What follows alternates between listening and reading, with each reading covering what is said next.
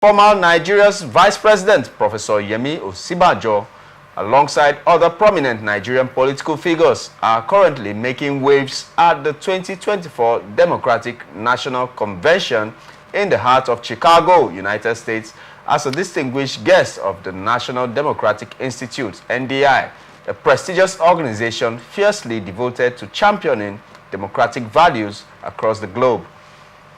Among the notable attendees is the resolute Labour Party's 2023 presidential candidate, Peter Obi, and the influential former Senate President, Ken Nnamani. While the NDI has confirmed an invitation extended to Tajuddin Abbas, the Speaker of the Federal House of Representatives, speculations surround whether he will join his assembly of political heavyweights. We have seen a situation that it's very easy for our politicians to go sample what is happening elsewhere and see and enjoy part of it. But it's been very hard to replicate it in Nigeria.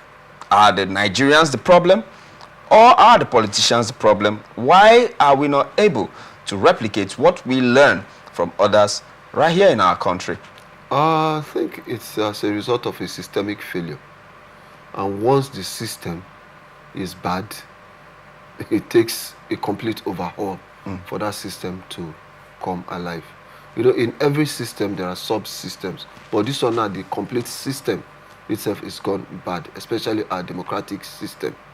First, we've never had a a transparent form of electing people.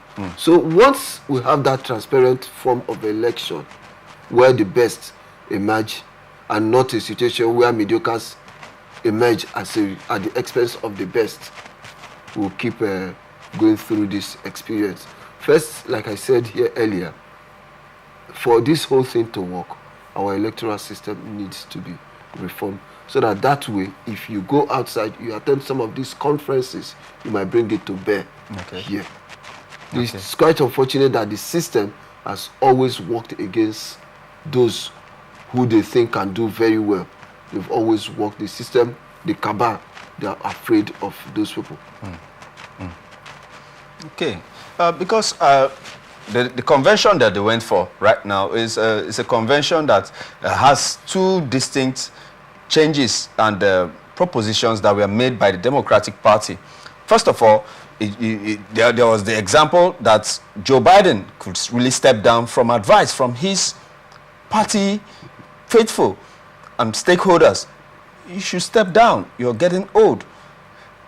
Apart from the fact that he's getting old, I think his health is also failing. Exactly. So if his health is failing, the best thing to do is they better sacrifice Joe Biden and win the election than for them, because they want to please Joe Biden, and fail the election. So that's why I say it takes that will, strong will, for people to come out open and say, hey, you can't be part of this election. If you're part of it, we're definitely going to lose. Unlike some parts of Africa where I see some persons that are bedridden, some are practically being pushed, and they are winning election for the 5th and 6th time. But now America, they know very well that if they allow Joe Biden become part of that election, they have already lost the election. Will we be able to learn from that example? I pray we do so. And there is another example, being that the vice president, first of all, was selected initially. A woman was able to get to the point of being a vice president. And now she has been thrown up for the top one position of the president. Would Peter Obi, would Ken Nnamani, would Osinbajo, when they come back here, would they be able to influence their parties to be able to adopt those kind of measures that they learned from the Democratic National Convention to bear on Nigeria, that we should allow for the women to also rise even up to the vice presidency? We should also see that those that are very ill and may not be able to continue maintaining political offices be able to step down, like Joe Biden do they look like the personalities that will bring that to bear in our political terrain? Well, time will tell. But for the likes of Obi, Osibanjo, Ken Nnamani to be part of that Democratic Congress, I believe they must have learned a couple of things. For a woman to become the vice president or hold high political office in this country, it's a good thing. Women, they've risen to deputy governors, they've been in the Senate. At some point, we had Etiaba, Dame Etiaba, as a stopgap governor in Anambra State before Obi came back and reclaimed his mandate. I would want a situation where women will aspire to the top offices. And today, too, the incoming Chief Justice of the nation is a lady. And I also want to be part of history where a lady will be the president of Nigeria, and also in my lifetime see a woman become the president of America. But once they are well equipped, nothing stops them from aspiring for high offices all over the world. Okay.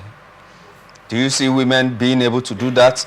I mean, not just we being able to empower them, but are Nigerian women capable of taking the bull by the horn? Of course, they can.